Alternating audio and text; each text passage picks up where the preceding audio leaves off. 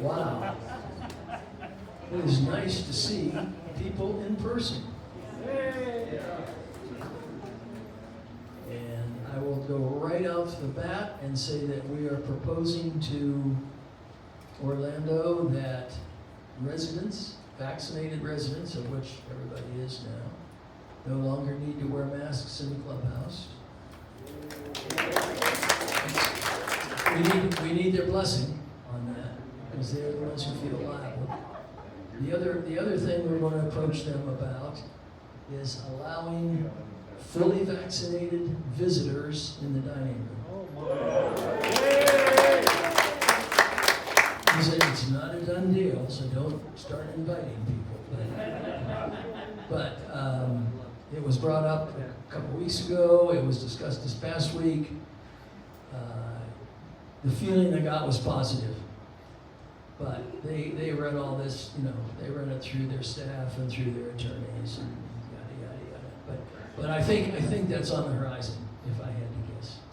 In any case, let's call the meeting to order and begin with approval of last month's minutes. Anyone have additions, subtractions, or corrections to last month's minutes? And Clyde has already moved that we accept them. Noel second.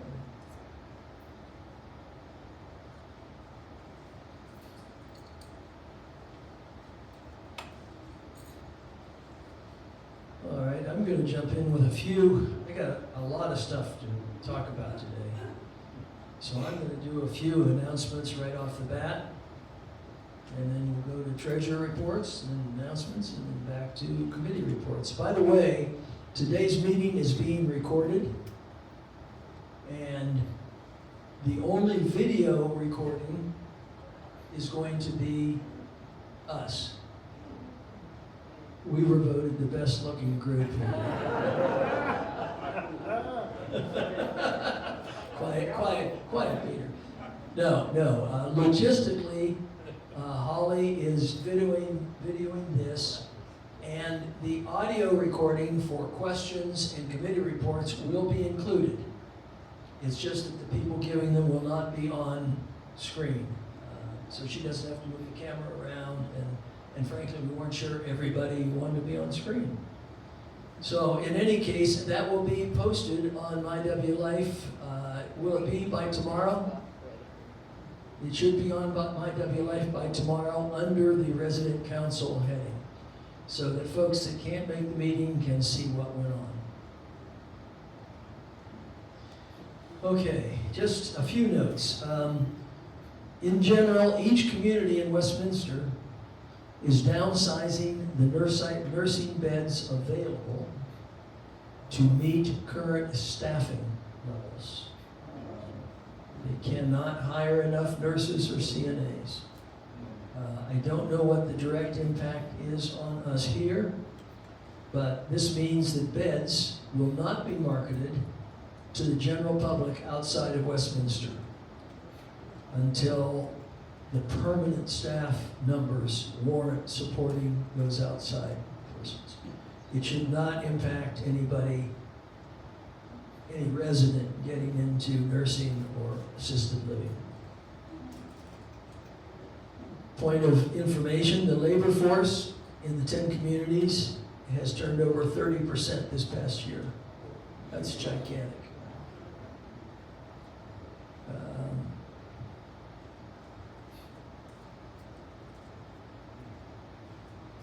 Our occupancy overall is about 95%, which is high for these kind of communities nationwide. And this is an interesting comment. It says they have been offering a 100% money-back guarantee since last January. If you move in, you don't like it, you move out, you get it all back. And that no one has taken advantage of that. It's been a tough year. I'm a little surprised at that, but that's a good thing.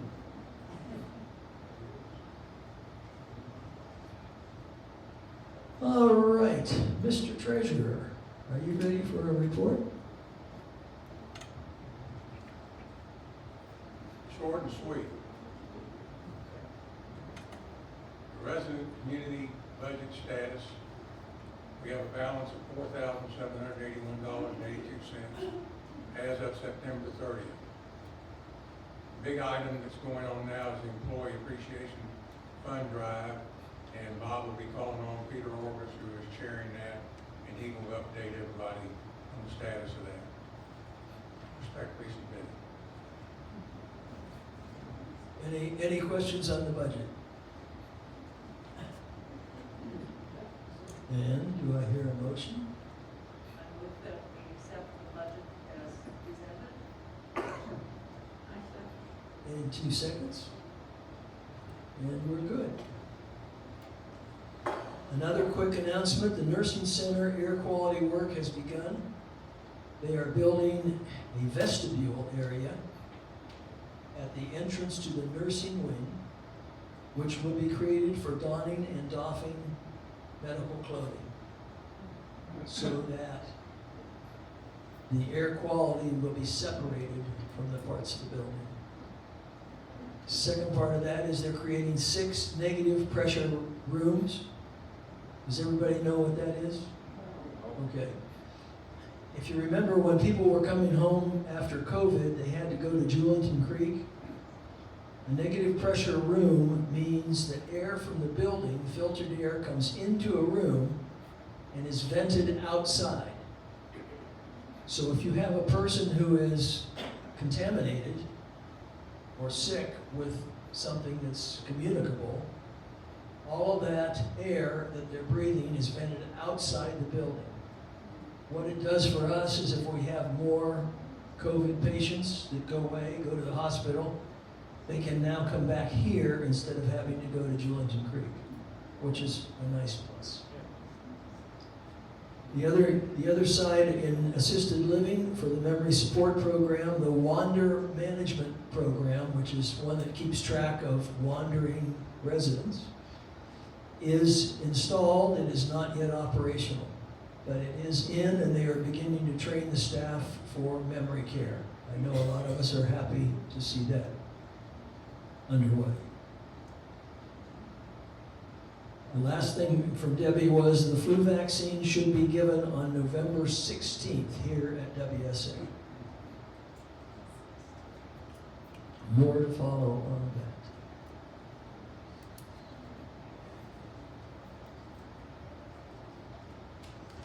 Quick excursion on Holly's behalf. Starting November 1st, all excursions, dinners, trips, museums, and so on, reservations will be done on MyWLife under the activities heading, or you may call Holly's desk phone number and leave a message, which will be time-stamped in case there's a rush. But there won't be any more sign-ups at the notebooks. Is that good, Holly? Okay. She said I said that. Her number's 201-7010, if anybody wants to know. And that's the only one that counts. Don's doesn't count or anything else. Just that number is the one where you can make your reservations for trips. She seems to think it's a much more democratic way. We've had this discussion, sorry. Well, why don't we do a couple of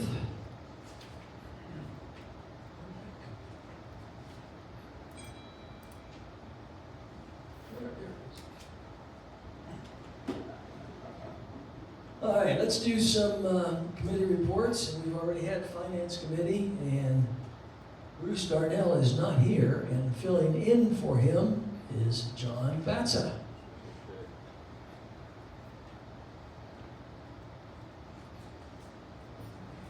Thank you.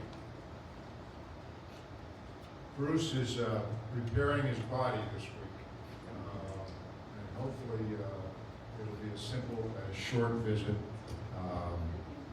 And he asked me to read you his report, so I'll do just that. Scholarship Committee met at 3 o'clock on Wednesday, October 20th, in the private dining room. Attendees were Judy Alden, myself, Bruce Darnell, Gene Fowler, Chuck Lake, Sharon Heidi Noel, and Beverly Siegel. 2 scholarship applications totaling $2,720 were approved. Both were repeat requests. The first application was from Raina Daly, who unfortunately is not with us today,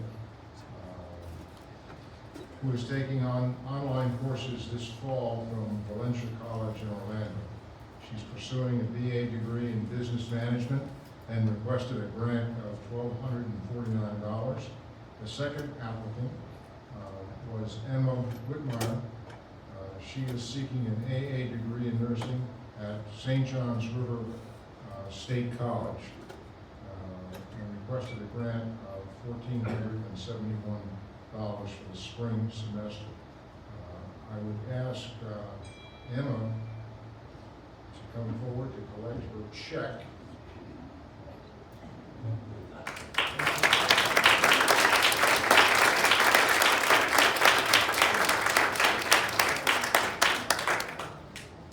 You're welcome to stay or leave at your option.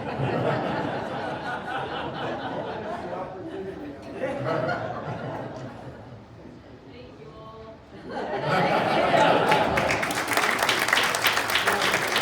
Good decision, Emma. Wise decision. Estimated donations so far in September were $79. This will change. Hopefully I don't have that board.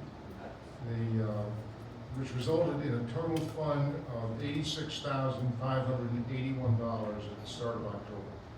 After subtracting the September awards of $2,720, the scholarship fund now totals $83,860. 74,692 of that sum is in the Orlando savings account for us. The balance is here at Westminster. 4 members of the scholarship committee met with Marilyn Cameron, who's our health center director, and members of her management team. The purpose of the meeting was to make sure they were aware of the financial benefits that the WSA scholarship program offered to potential recruits and hourly employees. This was driven by the fact that there were no scholarship applications from the nursing staff in 2021. We learned that they primarily rely on outside contractors and temporary employees to fill vacancies in their staff at this juncture, and they're not eligible for scholarship awards. We also learned that most of their permanent staff employees are in their mid-50s and not looking to advance their careers through further education. The good news is we have a mature staff over there. The bad news is we need more of them. Bev Siegel, in conjunction with Mary Peterson and Debbie Pattinson, has prepared a letter for Debbie's signature to be sent to the principals and school counselors at 5 area high schools. The letter describes employment opportunities at Westminster St. Augustine and promotes the financial benefits of the scholarship program to potential recruits from those schools. This report is respectfully submitted by John Batzer for Bruce Darnell. Any questions? Thanks, John.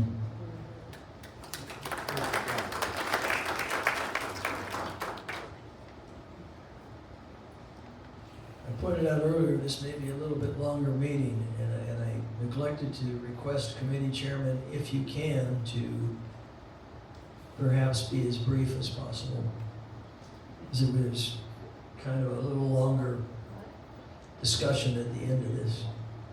In any case, next up is Employee Appreciation Fund from Pete Orvis. It's still Pete.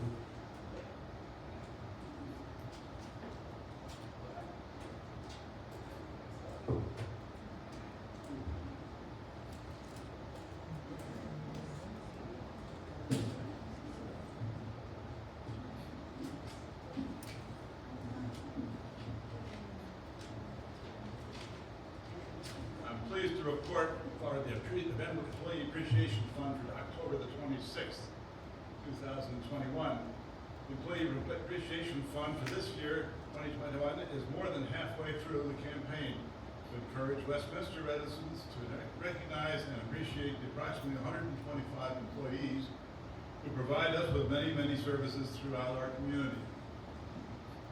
You're all aware that the Westminster has a no tipping, no gift policy, like for all employees, similar to many other community continuous care retirement communities throughout the nation. The Employee Creation Fund is created to substitute for this policy for all the hourly paid staff. I'm pleased to report that so far this year, the Residents Council Employee Association Fund has received contributions from 142 residents. Thank you. And students with an average of 65% of the total people who live here.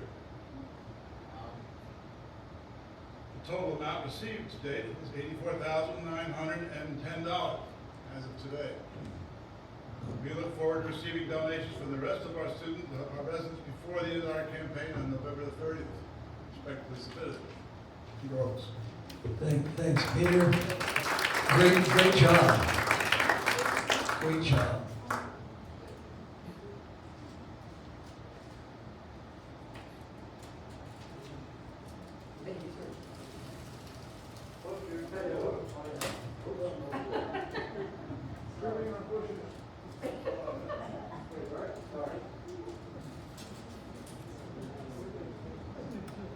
All right, next is the Chapel Committee, Debbie Brinsfield.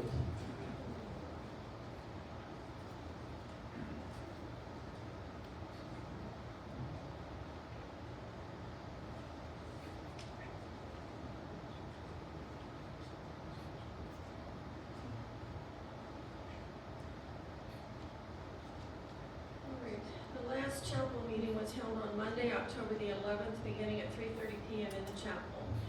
Chaplain Jean opened the meeting by thanking everyone for attending. She acknowledged Jan Larson and Beth Lehman as new members and shared that Peggy Watson, a long-standing member of the chapel committee, had died.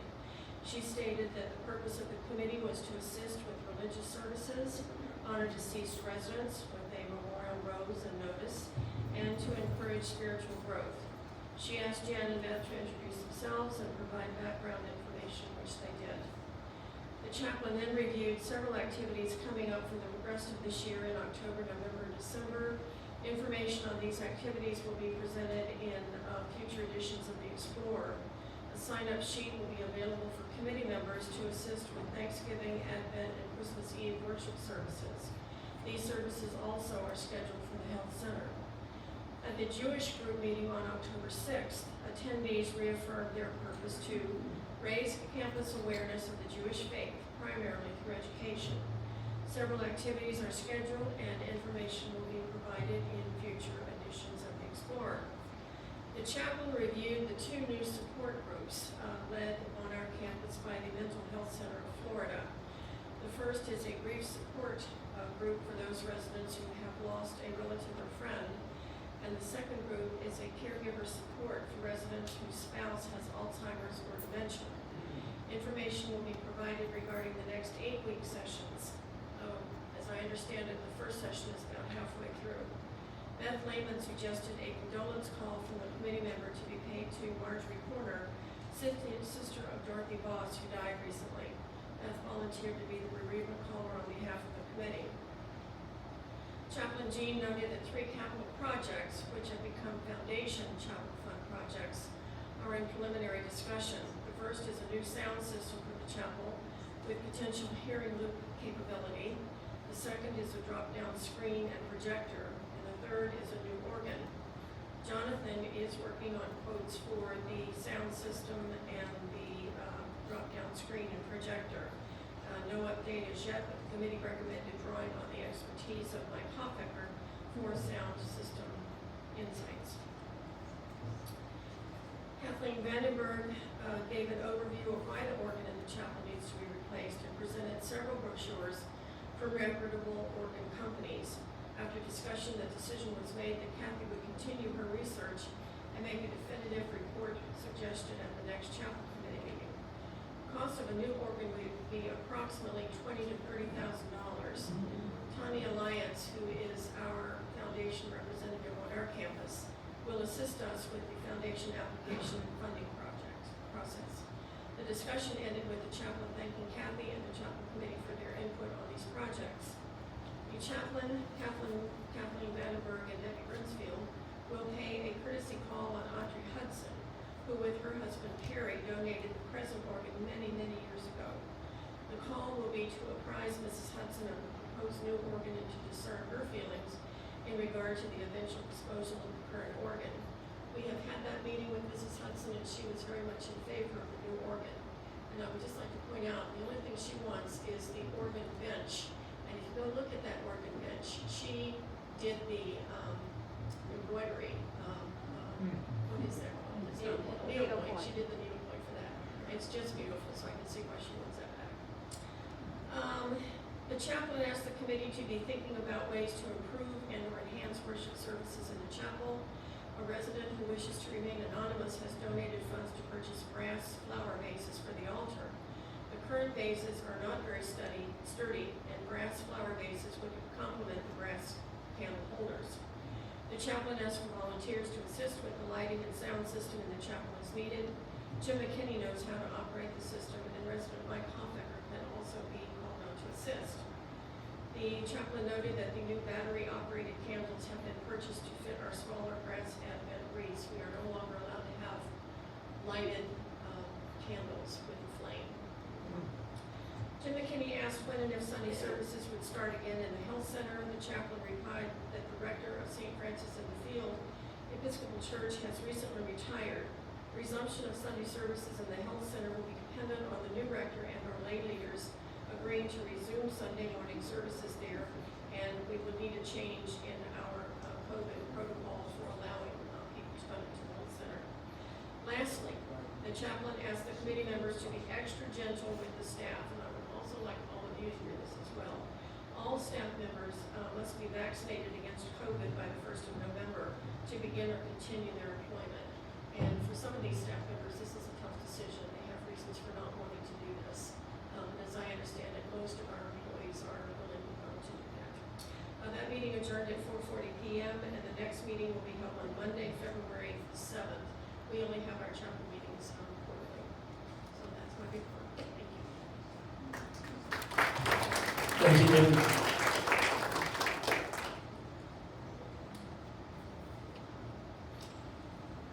And one comment on COVID vaccinations. As of, Thursday we met, there were only 4 staff members not vaccinated, which is really good. And The rest of them all quit. well, let me finish. The likelihood is that 3 of those 4 are going to quit rather than get the vaccination. But it's beyond my understanding. Anyway, next up is Fred Jackson for the Council on Aging and Dining, and as well, the nominating committee chairman to point out our candidates for this year's elections, which will be on December 14th, up to December 14th. The ballots will come out to you. We'll have a ballot box in the mail room, but you can bring them into the actual meeting if you would like. Thank you, President Bob and council. I want you to notice, everyone, I'm wearing my Jaguar mask. One win. We're on our way. Let me first read the Dine with Dignity report and then finally the council nominating committee. This coming Saturday evening, October 30th, we will be serving the homeless population of St. Augustine at the end of Riberia Street in Vickers Park. Food manager Rocco and Chef Luke will be preparing 60 meals of fried chicken, mashed potatoes, gravy, green beans, and cookies, all served with bottled water. We gather in front of apartment 1 at 5:15, then begin serving at 6. Admiral Bert Shepard got us involved in this program called Dine with Dignity about 10 years ago, I think. So, if you can imagine that, we've been serving the homeless now, probably going on our 11th year. The Dine with Dignity relies on meals served every evening by the churches, Salvation Army, and charitable groups. And they provide the food and the volunteers. It is run by Home Again St. John's. Home Again St. John's. And they're located on Route 207. And for those of you who still take the record, today was an article about Home Again St. John's. And they are now being moved off their property. They're going to build low-income housing there. So Home Again St. John's is looking for a place to move. Can you imagine? The downside of that is they take care of our homeless population and they don't have a place to live. Does that sort of tie in together? Our volunteer group that's coming this Saturday is Ben Moran, Lloyd Umbarger, Ken and Kathy Charlton, Mike and Diane Hoffecker, Marty and Shelley Cohen, and Jolynn and Minio Arturo, respectively submitted by Jackson. Thank you, Okay, sir. now, you can go ahead.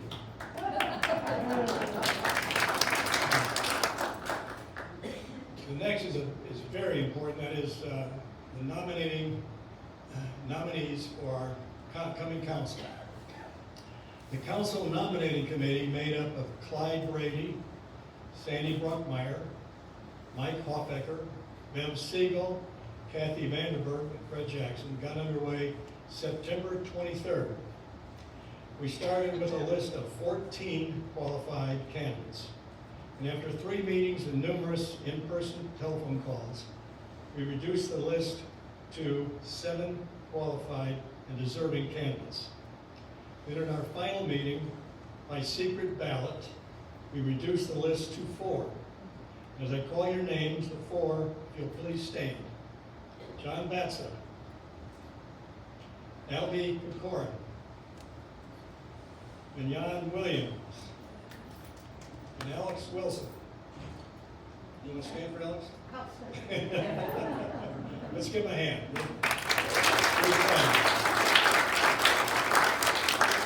This was a very difficult process for the committee. You can imagine selecting 4 people out of a list of 14, and many of those 14 were dear friends of each of us. These 4 will join Bob Linville and Noel Tallman, who have each completed 3-year terms, and the bylaws allow the resident to serve 2 consecutive terms. My neighbor and distinguished friend, Clyde Brady, is stepping down.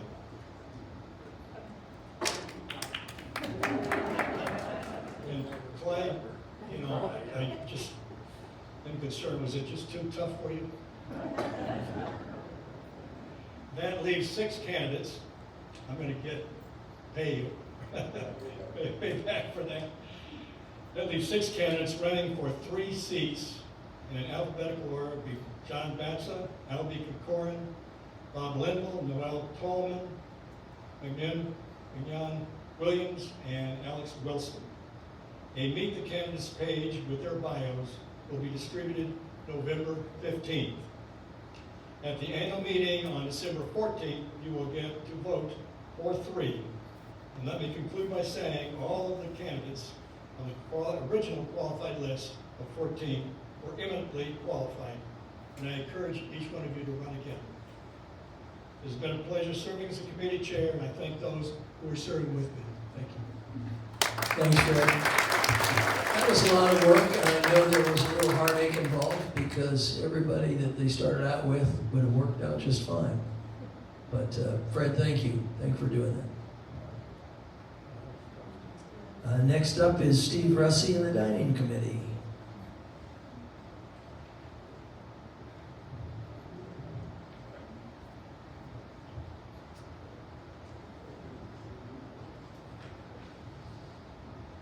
The dining committee began our meeting on October 19th with a tour of the kitchen.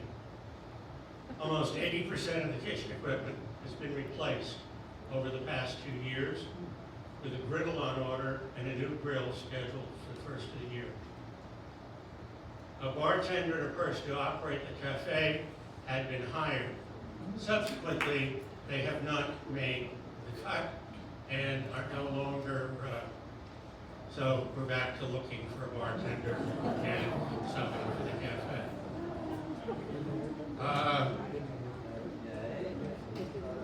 When the cafe opens, it will operate again for breakfast and lunch as it did previously, and pop-up shop items will then be available at the cafe on a daily basis for pickup. Rocco then provided us statistics from the comment cards, which from the comment cards indicate 80% or more in the above average categories for all areas, with 90% plus scores for service, total experience, and atmosphere. To increase the number of responses, Rocco has instituted a competition among the servers to get more diners to complete the comment cards. Filling out the cards for each member at the table is the best way to make your views known. Use the back side of the card to make reference to any specific menu item. And I think this is the reason that there's a considerable disparity between the statistics that Rocco prepares from the comment cards and from MyW Life, and the number of people who are commenting to members of the committee about unhappiness with one thing or another. On their tablets, servers now can pull up information about menu items, ingredients, preparations, whether it's gluten-free, etc. A number of dining and bar events have been scheduled for November and will be listed on a flyer in your mailbox. Sign-up sheets will be out on November 1st. On November 18th, the dining room will be closed for the dinner service. The regular menu, however, will be available for takeout and delivery will be free for that meal. Reservations will be taken for Thanksgiving dinner with 15-minute intervals from 12 to 2.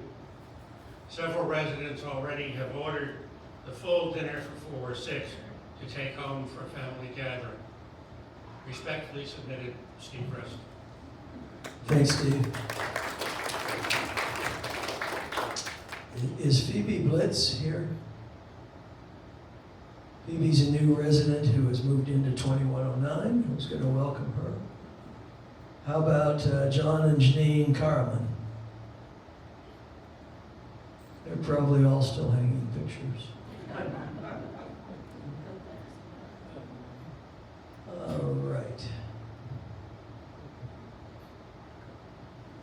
Sharon is not here. Is anyone doing a report from the building? Yeah. I'll come back to you if you want. Yeah, because I forgot it. Okay. Maintenance Committee, Gary Livingston, come on down.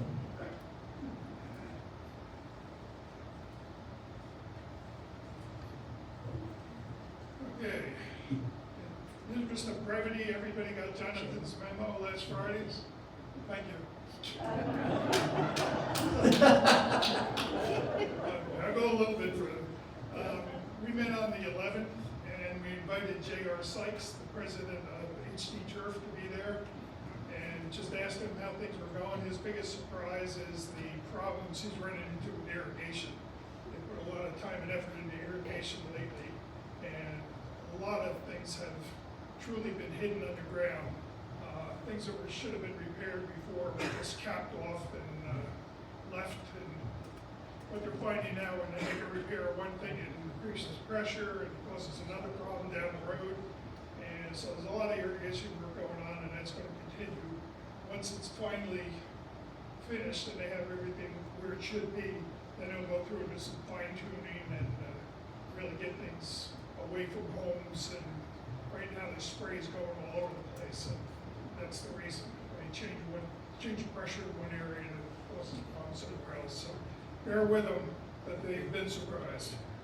Housekeeping, not a lot new there. They power washed 6 houses last week and did some sidewalks and a pool deck area, and that's going to continue November, another 6 homes and some other sidewalk areas. They are still down 2 porters and 2 housekeepers. So there's a rescheduling going on, and you're getting calls saying we can't do it this week, and we put it off a week. Bear with them, they're trying hard to hire, but having a tough time getting anybody to interview. A big problem, they put a lot of effort into trying to get the apartment sidewalk areas and ceiling areas cleaned up, but the midges are out of control. And they've had a couple of pest companies out who've said the problem is the pond. The water, the surface area for that pond is really, square footage area is too big for the one fountain that's out there. And there's just not enough water movement, and that's causing some of the problems. So we're going to get with Mr. Carpenter, we're going to get with management, and see if we can possibly get another fountain out there to increase the water movement. That seems to be a problem.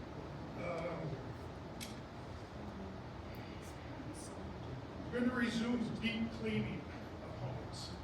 That's been turned off for over a year now, maybe a year and a half. It's going to be done by an outside service, and it's going to begin with the people who are under the Glenmore Guild contracts first. And Toy will be responsible for scheduling those, and she'll get with residents before they're scheduled to set it up. But it's not going to happen right away. There's a lot of homes to do, and it's going to take some time, but it's going to begin. That's good news. Under maintenance, we all know that the paving project will resume this Monday. Hopefully it gets done. There's no rain scheduled, so there's a good chance it will all come off all right.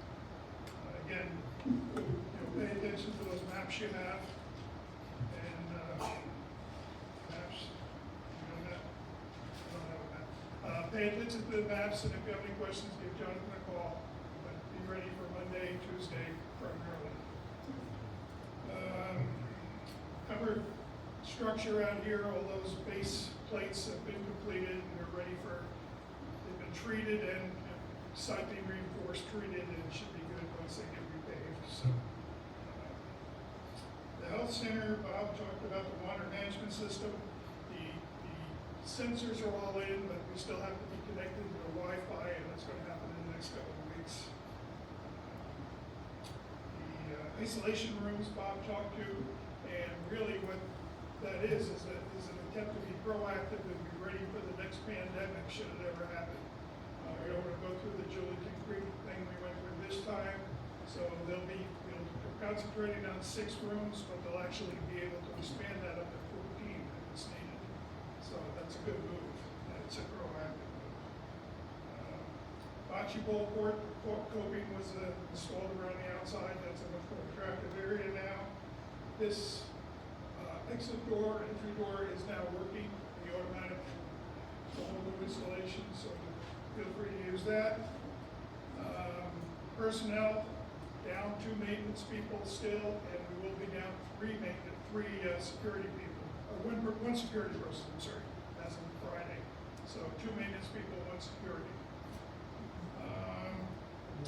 And on the app that you're using on MyW Life, you may have seen that some of your work orders were declined. Jonathan has never declined a work order. What happened is they found in housekeeping and transportation, there were like some thousands of old work orders. They don't even know where they came from. So Jonathan tried to manually start getting rid of them, and it was just too big of a task. So he called the software company and said, can you scrub this by date and get rid of some of this? Well, they just declined every work order in there. So if you had a work order in there and you look and the status is declined, put the work order in again or give Jonathan a call and we'll jump right on it. But he has never declined a work order and won't. Okay? So if you see that, it's wrong. I think that's all I have with respect to the submitted carry. Thanks, Gary. You know, let me reiterate that with regard to housekeeping and maintenance, patience is a virtue on our behalf.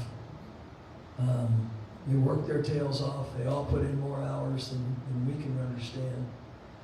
And they need us to understand when they're behind or can't do this now or can't do this then. I find lately that routine maintenance gets taken care of within a day. Automatically within a day, which is a breath of fresh air. But things that take a little longer, let's not hound them. Let's give them time to do their job. All right. You got what? You want your turn now? I want Sharon's turn. I have to remember how many roles I have to play here. Okay. This is Health Services Committee, of which I am a member. Basically, Health Services this year has set up 3 work groups underneath Health Services. One is improvements work groups. And that group met with Marilyn to identify improvement goals for the next 3 years. Marilyn Cameron, head of Health Services. The priority goal is to hire employees to fully staff health center positions and decrease the use of temp workers. As you heard in Bob's announcement just a little bit ago, they've now downsized the number of available, and I'm using air quotes there, available nursing beds to meet the staff levels so that they are not going to be using contract workers in the health center. They're going to increase staff, and with that will increase the number of available beds. But there are beds available with the full-time regular staff there. The second goal for the improvements group was to establish a memory care unit. And you heard from Bob that they're actually making good headway on that with the Wander program being installed and set up. And ongoing meetings are planned to explore resident-initiated suggestions and support health center improvement efforts. The education group plans to begin offering educational sessions for the full community in January. And the first session will be Marilyn Cameron coming to explain all of how the health center is staffed, how it's run, and all of the offerings in the health center. Volunteer work group was very involved in the active aging fair, and they handle the hanging baskets outside of the health center, and some of those will now be replaced with the Residents Council voted to appropriate funds for birdhouses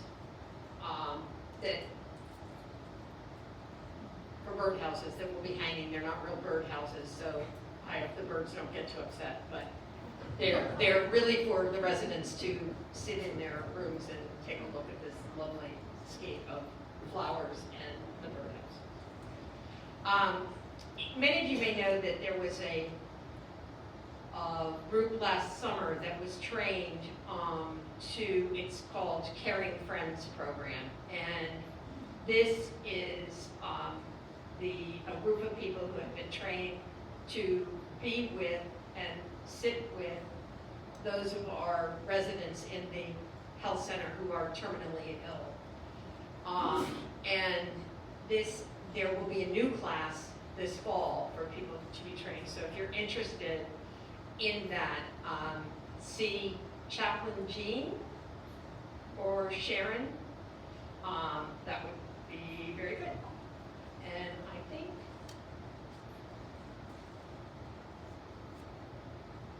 that was it. I mean, Marilyn Cameron came and presented all the information on the electronic system that's being put in for the memory care unit. And it will take several months. It's location, falling, activity, walking, sleep, eating. It tracks everything. It's pretty thorough. Respectfully submitted. Isn't that very respectful?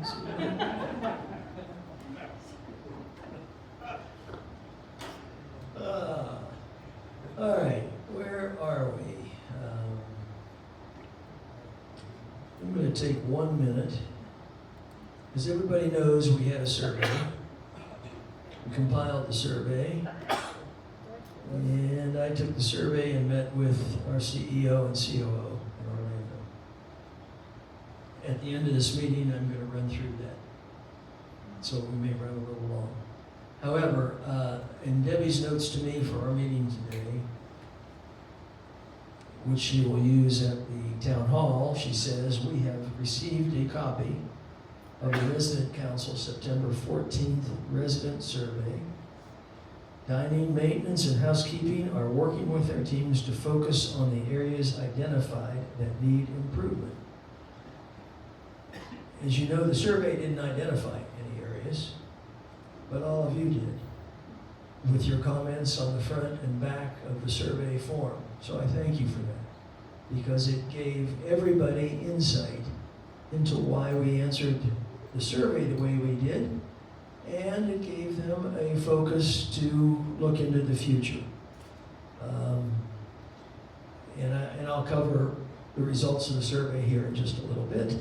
But in the meantime, I know he's locked and loaded and ready to go. Ex-Marine Bradley Redwine.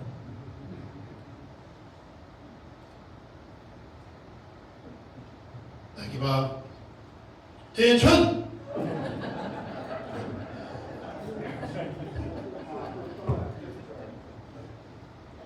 Well, good afternoon. Marketing Committee last met 3 p.m. Monday last month. All members were present except one. And just reporting on some key points now, our community occupancy has dropped this month due to the unfortunate passing of 4 of our most senior residents. There are now 3 homes and 1 apartment available, which currently translates to a 97% occupancy for residential living. Assisted living occupancy is currently 73%, which is a 3% improvement over last month, while our skilled care occupancy stands at 60%, which is a 7% decrease relative to last month. So all those numbers together give us a total community occupancy now of 89%. Material shortages and extended lead times are being experienced by the 3 contractor companies that are working to remodel vacant residential units. These factors are causing delays and frustrations for not only the new residents waiting to move into their new homes, but also for Westminster Communities and Westminster St. Augustine as well. Good news, deposits have already been placed for the 4 available independent living accommodations. So by this next report, or by the next report that I make, our residential occupancy should be back up, or will be back up to 100%. And this is due in great part to our waiting list, of which there are currently 63 people on that list. Some of you, or most of you, hopefully remember that last month I reported that the marketing committee had expressed concerns to Debbie Pattinson, our executive director, and in turn to Orlando upper management via Bob, that the WSA dining experience was not meeting resident expectations. The marketing committee and many of the residents currently feel that management has recognized that a problem does exist and has begun the initial steps of identifying and addressing specific issues. Remember, continuous improvement is a process involving many small steps, each one of which is identifying and solving an issue.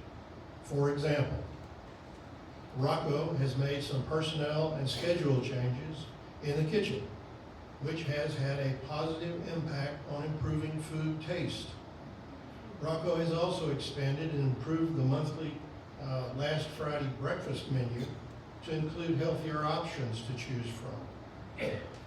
As you are well aware, many residents here have dietary restrictions, and the addition of healthy choice options such as egg substitutes, egg whites, skim milk, yogurt, cereals, fresh fruit, these are welcome additions. And if you've not experienced the Last Friday breakfast offered each month, you might want to try it. Kathy and I went just this past Friday and found it to be very satisfying. Rocco has also seen an increase in the volume of dining comments submitted by residents, which Steve alluded to earlier. Just for example, in August, Rocco received 291 comment cards. In September, he received 919 comment cards. That's a 300% increase. Your responses have indicated an 11% improvement in food taste, a 4% improvement in food temperature, and a 7% improvement in overall experience. And this is just from the August to the September timeframe. So customer input drives improvement. And when Rocco receives specific customer input, it not only tells him what his team is doing well, but it also highlights areas needing attention. So remember, you're the driver, you're the customer, and by communicating your expectations, you will drive continuous improvement. Respectfully submitted, Brandon Redmond.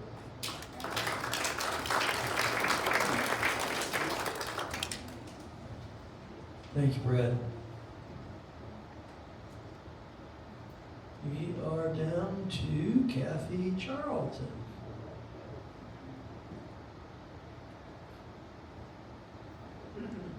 And the social committee.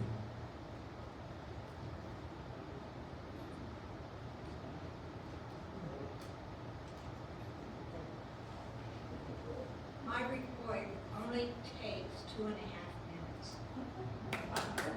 So hang in there. Gratitude is the theme for November. We are grateful for our veterans.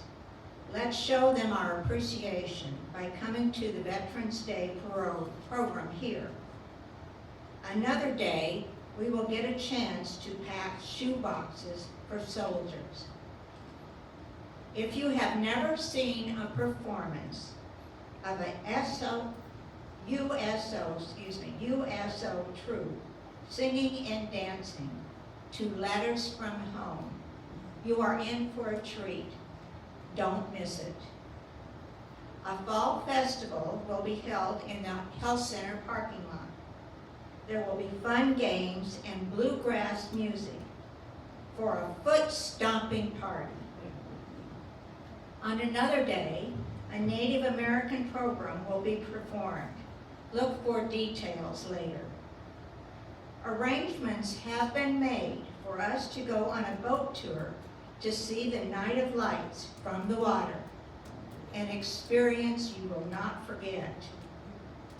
We will go off campus for the annual Alzheimer's Association Walk at the University of North Florida. Resident Bob Nuraki, as part of the Historical Speakers Tour, will present old photos of St. Augustine. This series has been very popular and well attended. Make an evening special by hearing Michael Murphy play the piano while having cocktails, and enjoy 4 Friday evenings of musical entertainment in the dining room. As usual, there will be 2 dinner outings planned off campus. Monthly events include Play Readers with Martha Miller as director, the birthday party, ladies and men's mix and mingle, trivia night, and the social justice conversation. Lastly, the day after Thanksgiving, come to the clubhouse to help decorate for Christmas and Hanukkah. Meanwhile, happy Thanksgiving, a day where feasting and gratitude go together. Very respectfully, Kathy Charlton, Pro Tem.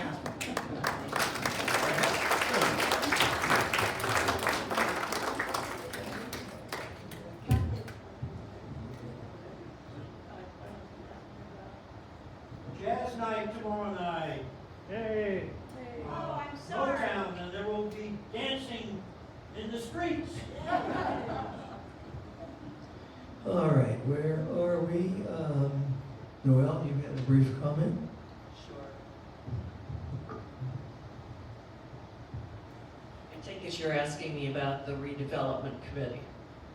Okay. The redevelopment committee is excited beyond belief to finally be meeting with Orlando. The director of construction and design from Orlando is coming up here November 8th on a Monday to meet with the 6 people on the redevelopment committee.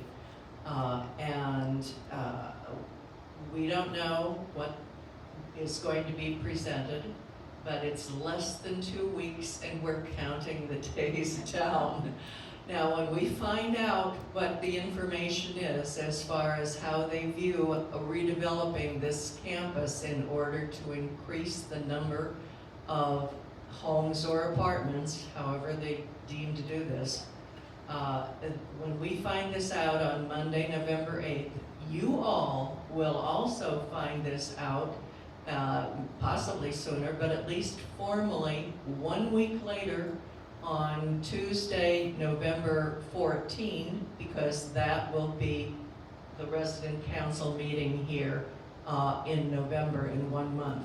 So you will find out the information very soon after we do, and we'll see. And hopefully it will even be something that we will be able to print out and send around.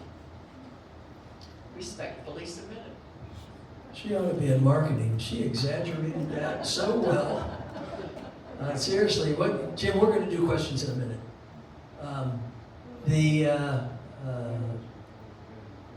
people in Orlando, when I met with them, said there are 2 very exciting concepts going to be included in this meeting, but we're not willing to talk about what it is or what they will be, but we're all looking forward to hearing and being excited. So we'll share that as soon as we can. And Mignon, last but not least.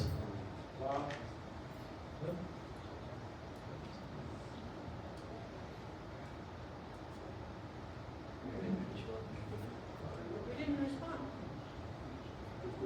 He gives me.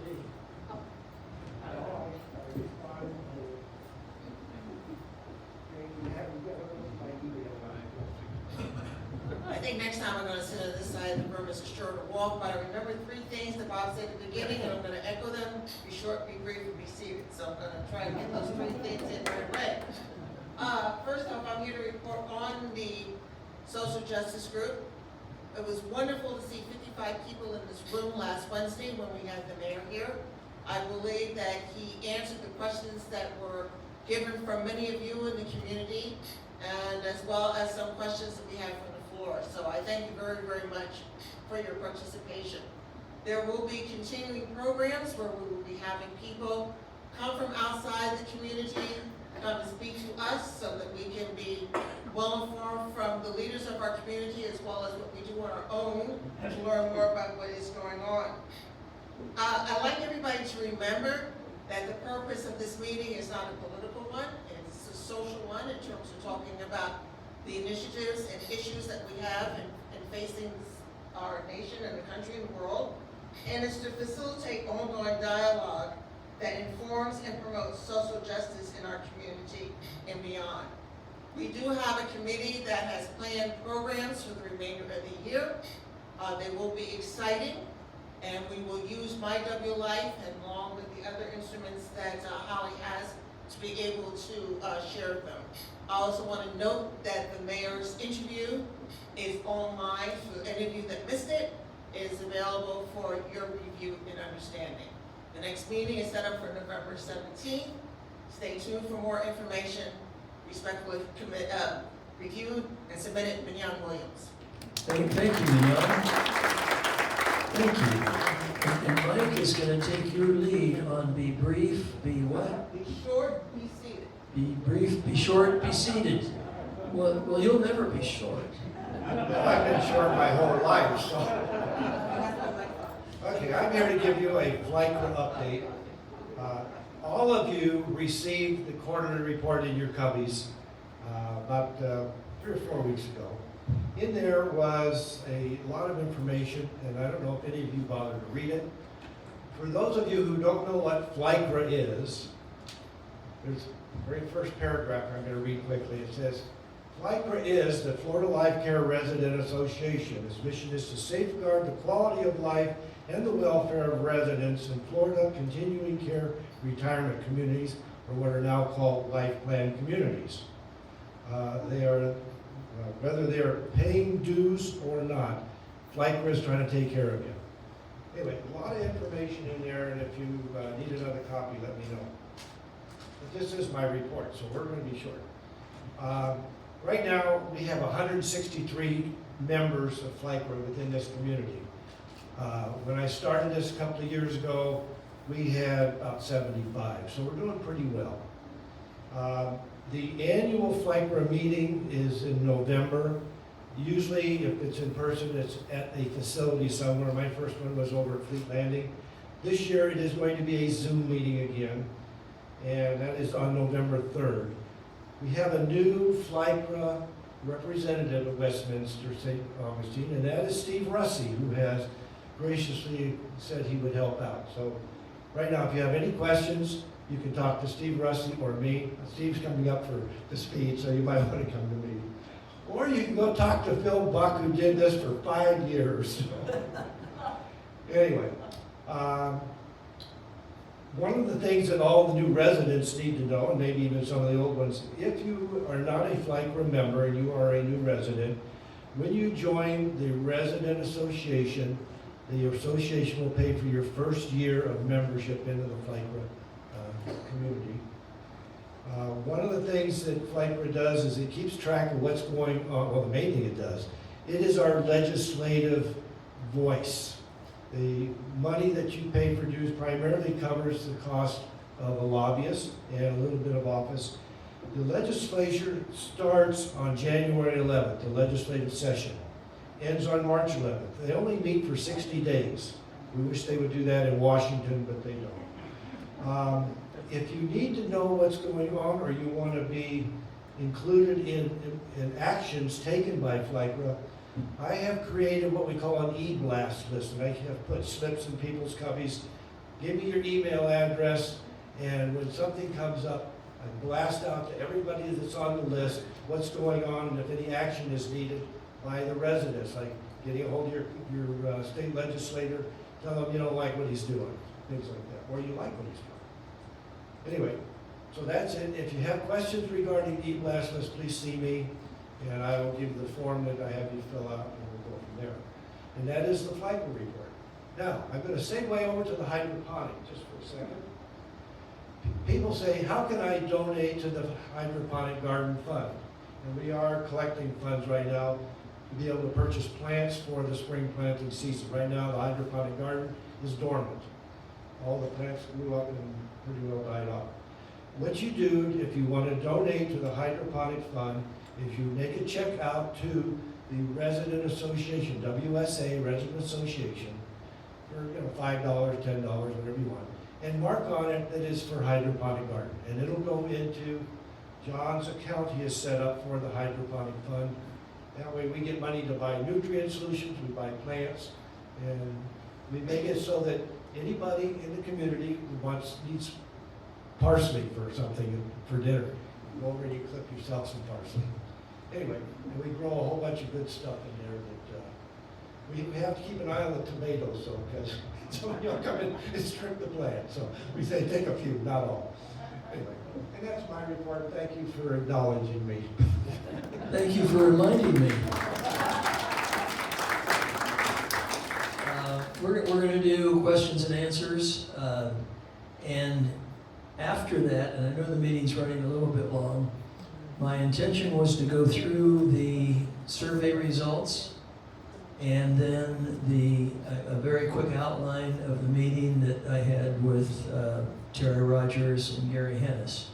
So we'll do questions and answers, and if people aren't interested in the survey or that, it'd be a good time you can bail, and if you want to stick around, I'll stick around. We'll talk about the survey, the results, and the points we made on behalf of Westminster St. Augustine. So, questions? Don't you have a question? Question? Yeah, there. My hearing is very bad, so I might misunderstand. Well, I got it. Wait, 1 second. 1 second. I think what you said was that. I can't tell, I can't tell. Thank you. I might have misunderstood what was said before because I have terrible hearing, but I understood that that door had been fixed, but it has not been fixed. Somebody had to let me in when I came in today. And it's very difficult. It's very difficult to open it and get a walker through at the same time. Maybe it works from in here, but from outside it does not.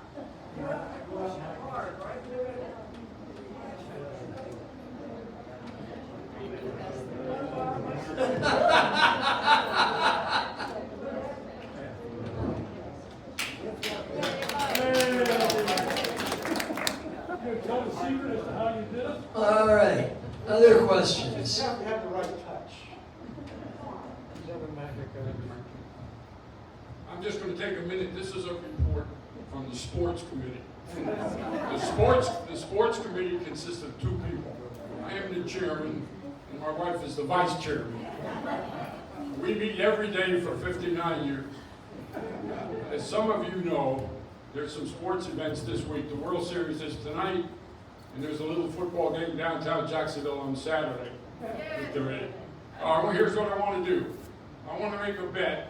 Anybody who thinks the Houston Astros are going to win the World Series, raise your hand. Anybody who thinks the Atlanta Braves are going to win, I will make bets. I will make bets in the back of the room. It's $1 a game. It's $1, so we've got to win 4 games, remember.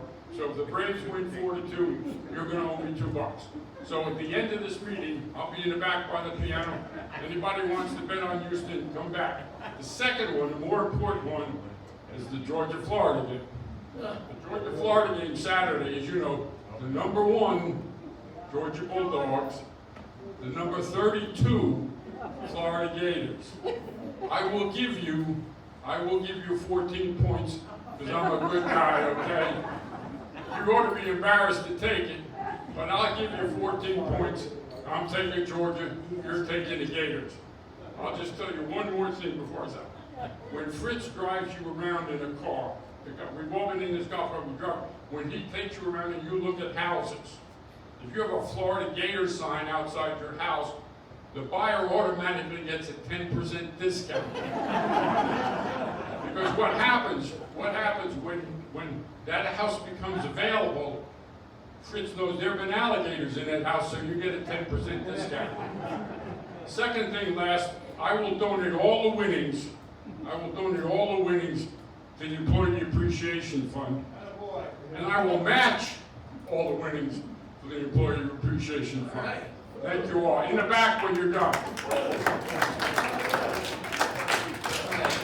Other questions, comments, or concerns? Raise your hand so we can get you a mic. This goes back to whatever it was. I guess it was sign-up sheets on my WI. I don't particularly have a problem with this personally, but I'm a little bit concerned with what I continue to see is the increasing marginalization of people who don't have computers. I don't expect that to change anything. I brought that up when we were discussing it, and that is why the phone registration is available, because everybody has a phone, and like it or not, it's coming, but that seemed like a good compromise to let them do it.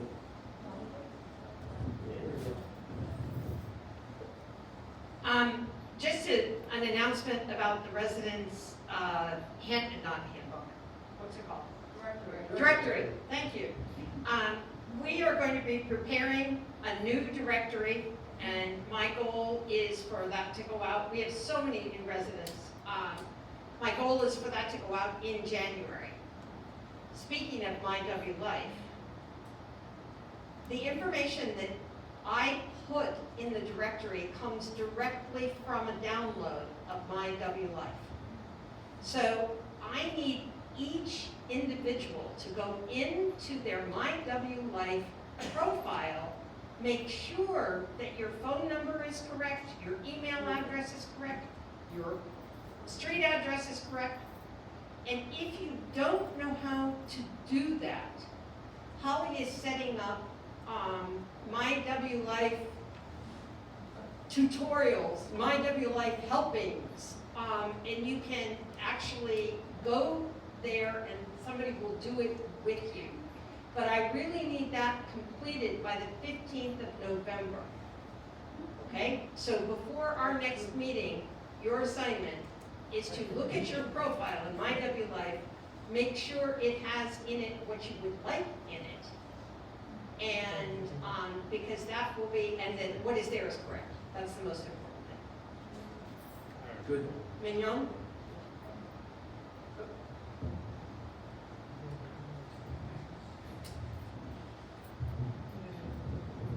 I know there's mentioning in the housekeeping update, is there any consideration for deep cleaning of the apartments as well as the homes? I think the homes were mentioned, but the apartments were not.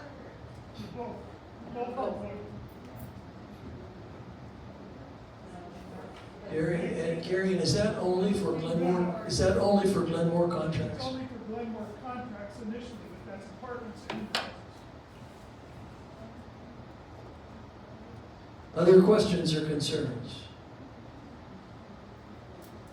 Okay, I will start. I'm sure everybody's familiar with the survey. I will read the results briefly. Do you feel you are getting the value you expected for your fees, entrance, and monthly fees at WSA? 19 people said yes. 50 people said no. And I don't know where these people came up with it, but 13 people said maybe. I don't know how that helps the statistics. Anyway, second question was, are you satisfied with the services and amenities you were led to expect during your decision to move here? 21 said yes, 43 said no, and 17 said maybe. Last but not least, would you recommend WSA to a friend today? 26 said yes, 37 said no, and 27 said maybe. I was asked when Gary Hennis asked me when we first started going through this, why didn't you ask any positive questions? Why didn't you ask what people liked about Westminster? Why did you omit that side of it? And I answered because if people like things and they're happy with things, we don't have to do anything to fix them. The whole purpose of this is to find the things that need attention, that need to be fixed. And that frankly seemed to satisfy them. If you love Holly, and we all do, why should we say, do you think Holly's doing a good job? Doesn't make sense. So in any case, that is why, and a number of people said to me, don't you think that was kind of a negative slant to the survey, just the way you asked the questions? I don't know that the way we asked the questions was, but I was looking for negative answers, because that's what we can use to improve things. Okay. We had 7 typewritten pages of paragraphs that all of you wrote on the back of your surveys. very thoughtful, very insightful. I can tell you without question, dining was the number one issue. Even people that answered the surveys, yes, yes, yes, had negative comments about dining. I'll go off script just a little bit. For your information, your dinners are now being prepared by Rocco, Jeff, Luke, and Ben. If you don't know who Ben is our pastry chef, but he's now cooking dinners. And Robert is here, so. And that's it. They have one of our line cooks who wasn't exactly responding is no longer here. And they are looking to replace people. That is a bit of an issue for which we need to be patient. But the bottom line is we are all paying a lot of money for nice food. I can actually read you the quote from marketing. An array of mouth-watering choices from gourmet seasonal menus. Okay? Right? That's what we expect. That's what we're paying for, and that's kind of our goal. So that's how the survey went and how it came out. I will go through my meeting notes briefly. People want to talk about individual things, I'll be glad to do that at another time. And excuse me, council members, because you've heard this before. People selected Westminster St. Augustine as an upscale quality retirement community to live their retirement in comfort and convenience. The campus itself was a big draw, as was the promise of excellent food in a restaurant setting. We were assured, Hank was here, we were assured that Westminster St. Augustine would be treated as an individual community and not treated with a one-size-fits-all management approach by Orlando. He further assured us that the character and culture of the community would not change. I think those of us that have been here, those of you that have been here longer than me, have seen a change in the character of the community. Next topic, we went through the survey. Next topic was dining, and I'm not going to read everything. What I wrote was the biggest dissatisfier for residents who frequent the dining room is both the quality of the food and the consistency of similar menu items on different days. Some meals are barely edible. They didn't like that comment too well. Brad wrote a great marketing letter relative to how they dealt with potential residents and food. He was much more tactful than I am. And it was very well written. Pointed out that we'd had no breakfast available for independent living residents for over a year now, either in the dining room or in the cafe. Next topic was CSS accountability. And it was a critical commentary on how CSS reacts to the residents' community here, not necessarily the working staff. Communications regarding all the ongoing projects that they manage.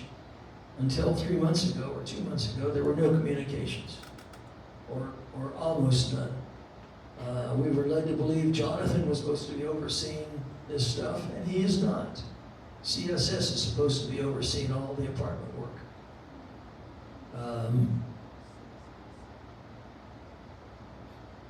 There's a couple of other small issues that CSS in their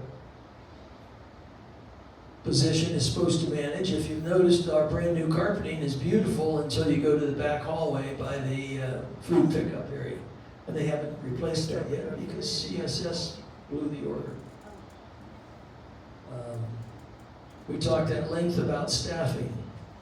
When we moved here, there were 170 to 175 members of the staff that got employee appreciation checks that year. The very next year, we gave out, I want to say 121. This year, it'll be about 112. It's a little skewed because of COVID and the loss of employees this year. And my point to them was, under many of these issues, is their staffing levels just aren't high enough to support this community. Family was the next title. Most residents who notice do not like the strict separation between staff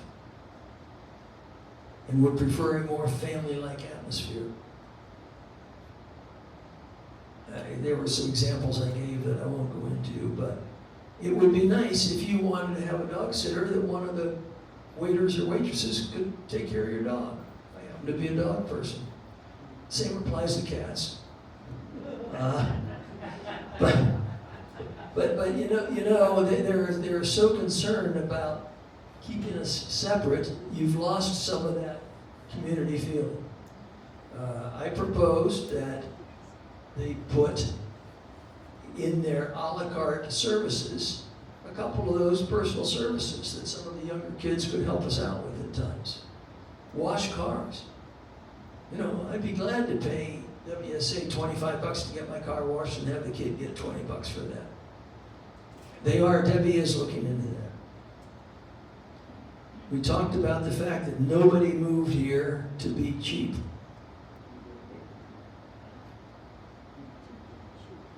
And I've talked about cost cutting in different areas. The attempt to start charging for dinner trip transportation, the attempt to start charging us for newspapers, the attempt to start charging us for soft drinks. Some of those you haven't heard about because they didn't happen. And I got the feeling that was a Debbie decision and not an Orlando decision.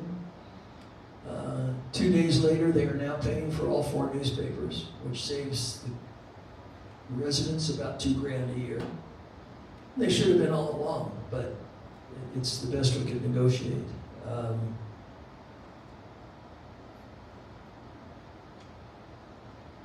Sorry, let me see where I am. In any case, what I tried to convey culturally was we didn't come here to be cheap, we came here to be taken care of comfortably. I have never heard anybody complain about a cost for a trip or an excursion or anything else. And I can tell you this next year, our fees are going up. There's no doubt in my mind because salaries have gone up, insurance has gone up. And I know we had 2.5% last year, but I would guess it'll be more this year, just as an aside.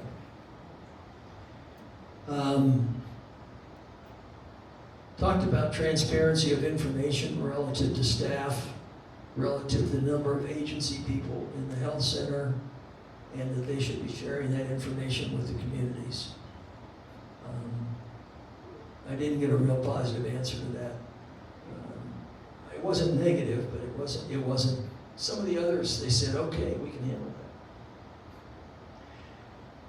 Social Justice had asked the marketing department there to revisit the way they do their marketing, their printed marketing materials, and their target populations. They would like to see, and I would like to see, a more diverse population be made aware of CCRCs.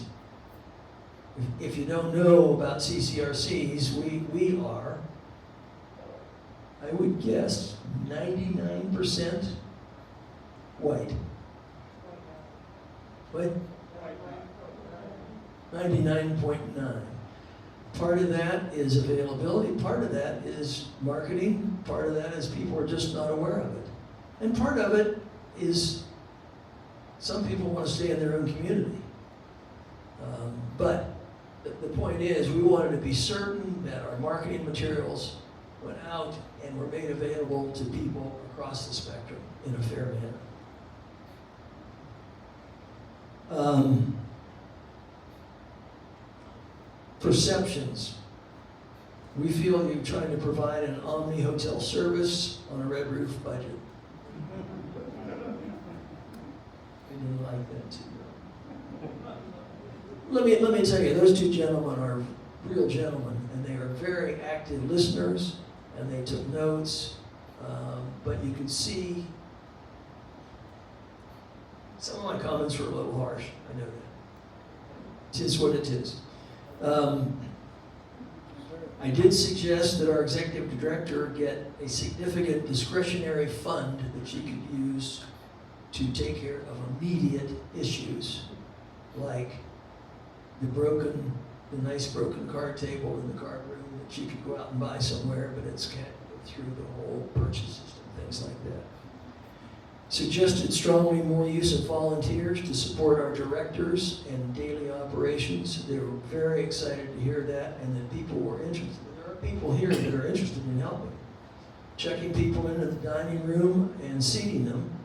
I think probably everybody in this room is capable of doing that, which would free Rocco to support the kitchen and the bar, and David to support those two, which would make everything more convenient. Suggested increasing allotted staffing positions. I don't know that that'll go anywhere. Last but not least, housekeeping is an issue for a lot of people relative to company policy. New people have been told when their housekeeper comes, we're not allowed to do this, we're not allowed to do that, we're not allowed to do this, and so on. Examples I have are cleaning ceiling fans and wiping baseboards. A third one is they're not allowed to move your property on counters so that they can clean the counter. That one I understand. That's for fear of breakage, and it's for fear of corporate liability. And that kind of makes sense. My proposal was, and Debbie is now working on, that you sign a property waiver. You know, hey Phil, I want you to clean my house thoroughly, and if you break something, it's on me. It's not the responsibility of Westminster. They thought that was a viable approach, but it makes no sense the way it's being done. I understand their liability. That's pretty much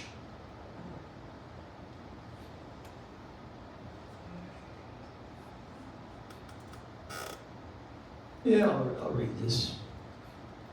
I think what draws people to Westminster St. Augustine and what keeps them here are the spacious open campus, the many varied living accommodations, the promise of end-of-life health care, and last but not least, the people, both the residents and the staff. And I will tell you, for the past 2 months, the people here are terrific. Anyway, services currently lacking and need to be improved to fulfill the promise of why we moved here. We all look forward to the infrastructure projects, especially the apartment buildings, being completed, staffing at full and realistic capacity, and a relaxed, convenient, comfortable retirement. And that was the close. I will tell you that they were good listeners, they took notes, they've already taken action on 3 or 4 of the things we discussed, which is important, and they were unaware of some of the things. And that happens, you know, you get off on a tangent, you go this way, and guys that make rules may not always know where you're going. So, can I answer any questions about how this went, where it went, so on? What is CSS? Community services. That's who runs us. They're responsible for everything from Debbie's salary to the engineers who are fixing the buildings. Who runs CSS? I assume they report to the COO, which would be Gary Hennis. Westminster Of the 10 Westminster life care communities, yes. Bob, in your discussion, did anything come up about the fact of the bureaucracy and everything having to go through Orlando be taken care of on an individual basis?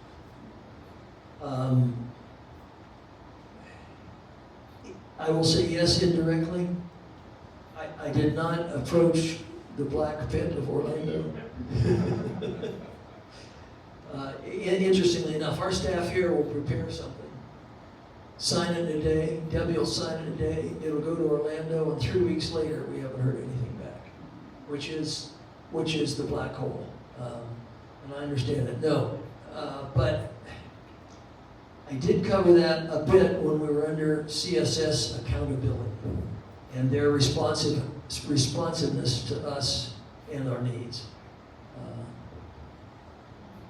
Bob, when you mentioned to Orlando about the one size fits all operational model, Yes. what were their comments? They do not believe that's happening. And I can tell you within some limits it's not. I can tell you before the new CEO came in, we would not have been allowed to decide our own future relative to masks, dining rooms, card games, and so on. The new guy is interested in our opinion, and I will also tell you that during the year of COVID, we closed immediately, we opened again, we closed again for 2 months and opened again. There were 3 of our 10 communities that never opened their dining rooms. So they do listen. Right now, there are 2 issues we're going to take up with them. One is if you're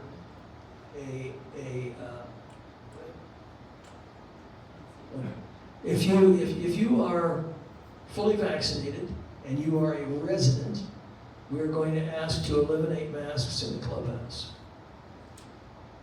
The second thing we're going to ask, the council voted on this today.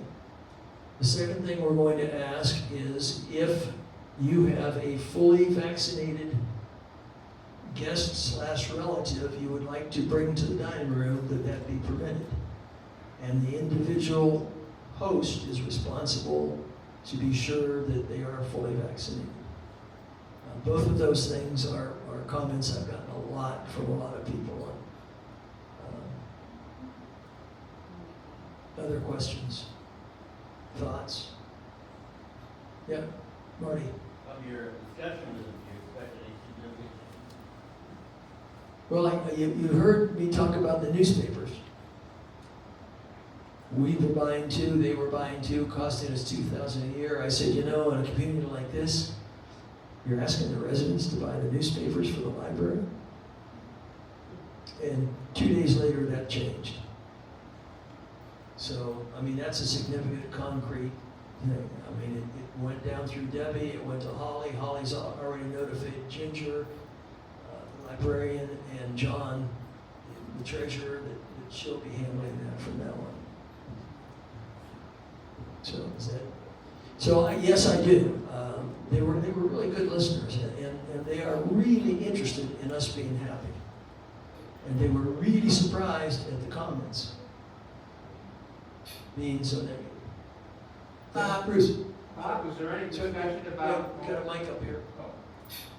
Bob, was there any discussion, and I want to make sure I understood correctly, about Jonathan's responsibility in regards to the projects that are going on in building 3 and 4, 1, 2, 3, and 4? Because there was a letter presented that requested that a project manager outside of the current local responsibility, that is therefore Jonathan's responsibility, be assigned to that project alone, so Jonathan can do his regular work, which is servicing the community needs. We did discuss that, and under my heading of their accountability was there has been lack of project oversight in the apartments. Your recent meetings with apartment residents has helped that a little, but you need to have somebody here managing the process. I'll be honest, I don't remember an answer one way or another. The answer was, it is a CSS project and they are responsible for it, but on site, they didn't answer. Can we get a little bit more into that to find out? Yeah. Bruce. I don't understand why we have an executive director, we have a director of dining services, and yet they continually are not allowed to vet personnel in terms of what we just learned from Gary. That we hope to have someone to run the cafe, hopes to have a bartender to help with the dining services aspect. Candidates are continually turned down by Orlando. Well, did you own a business, Bruce? Yes, I did know when I heard. When we hired someone, we did a background, a criminal, and a credit check on every single employee. In addition to that, they do, I don't know what you call it, tests. For example, the bartender that we hired, or tried to hire, came in here and had to fix drinks. When they hire somebody in the kitchen, they have to come in and prepare food. Now, why it takes 3 weeks to do that, I can't answer that. And I don't know that Orlando does it as much as sets the parameters for a background check. I mean, Background checks can now take up to 10 days. Yeah. that's, You know, it's COVID. well, I haven't done one in 30 years. All right, other questions? What did she say? What did she say? She said background checks can now take up to 10 days? 10 days. Phil? Just a second.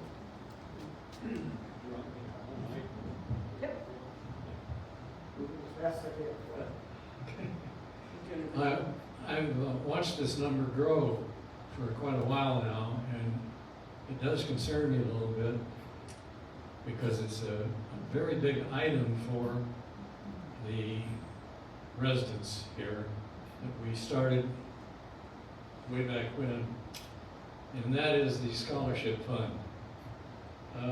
I heard today that after deductions for current scholarships, there's almost $84,000 in that fund. Yep. Which to me sounds way too heavy. And I think you've got a 2-year supply of money there at least. And what distresses me is that that money has moved from our control to Westminster's. Because we could take the deduction, the charitable deduction by donating the money to Westminster. We used to control those funds ourselves, and we dispensed them with our own checks. Still do. Still do, but the money is not ours anymore. The situation with that is, we were not a 501c3.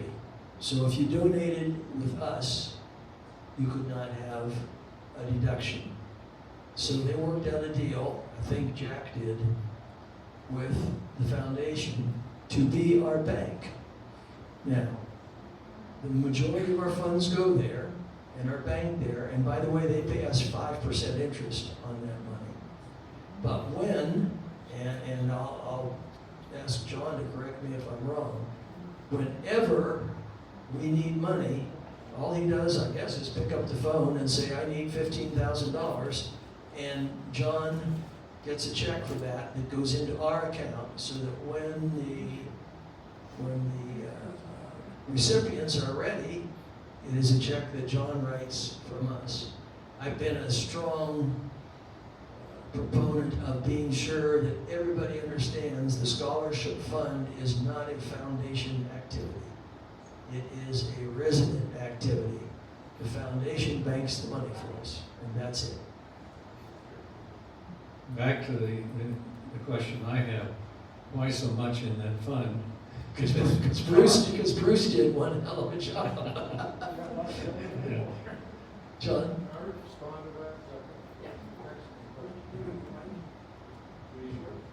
Can't hear you. 3 years ago, that fund plummeted in value, and there was some great concern. I wasn't resident here at that point in time, but there was some concern that we had lost the spirit of scholarship or support for scholarship for our employees. The result was last year we tried to create a pledged mentality among the residents, which was very successful. We raised $55,000. Of that $55,000, 25 of it came from five residents who were active in the scholarship process and saw that we had dug a deep hole and they wanted to have a buffer. Because when you give a scholarship, for example, to these kids we had today, if they go through the full process, they're getting $5,000, actually $5,100 now a year. And if they're going to a 4-year school, they're looking at $20,000. We didn't want to be in a position of, if we had a slow year or a bad year of fundraising, that we weren't able to continue to support that intended benefit. And we intentionally fattened the pig up. Thanks, John. The other factor is that there are fewer students working in the dining room than there were. We used to have a lot more high school kids who went on to the junior college or to North Florida and who would be with us for 3 or 4 years, which would, as John said, use up the 5,000 a year. Good question.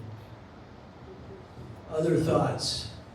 The definition of fully vaccinated, does that include the booster? No, I just heard that on TV last night. The definition of fully vaccinated is your first 2. Okay? When we're talking about the clubhouse and the dining room, we're talking about all of them. Is there anybody, well, I can't ask that question. I'm assuming almost everyone in this room has had their booster, and I certainly hope so, which gives us a certain level of comfort being around each other. That's a good question though, Bill. We need to think about that before we put it out. Yeah.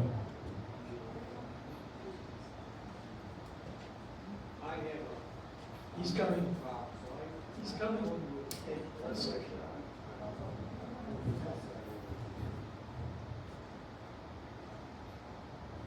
The reason for the microphone is because it's being recorded so that someone who has not been here can listen in on everything. Yes, I developed a severe reaction with the first series of 2 shots, which then ended up in the hospital. So I've been advised not to take the 3rd booster. Okay. So I think there should be some consideration. There are other ways Absolutely. of treating it and so forth. Absolutely. Have they checked your level of immunity? That has not been done. It was because of the reaction that I had with my heart that they advised me not to take the other shots.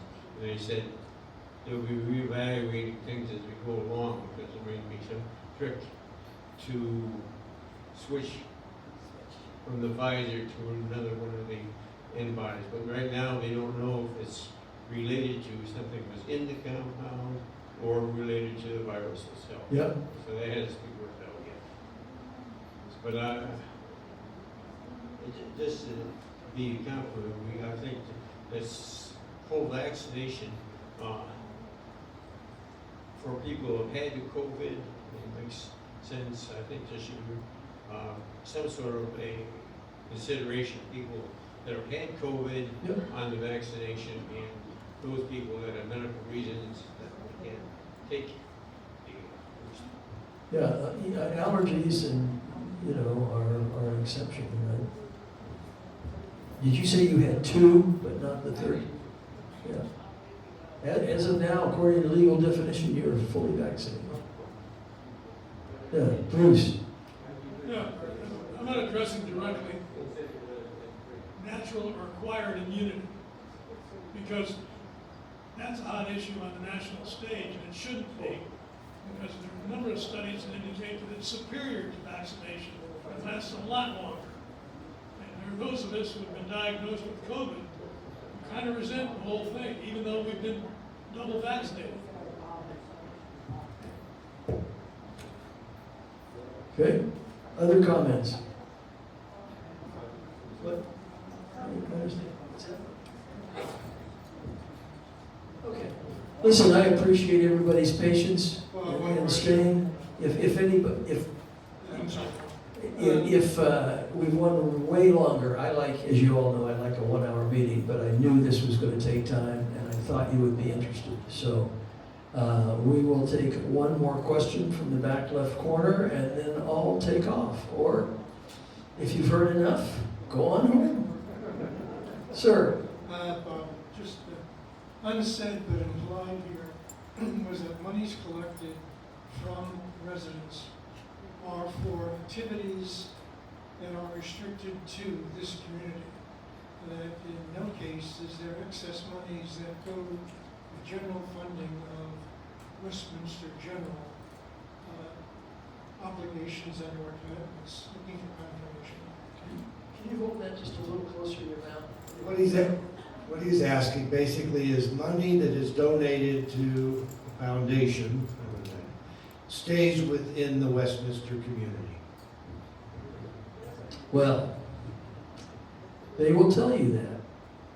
But if you do not designate that, it is not so. Is my understanding.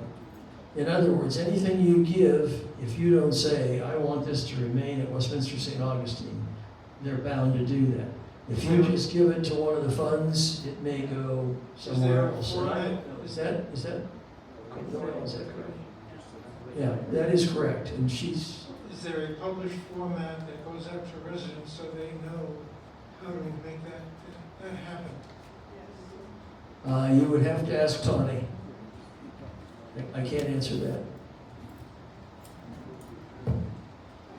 I have a motion to adjourn the meeting, and I think everybody's tired of hearing me. But thank you all for coming, and we will see you next month.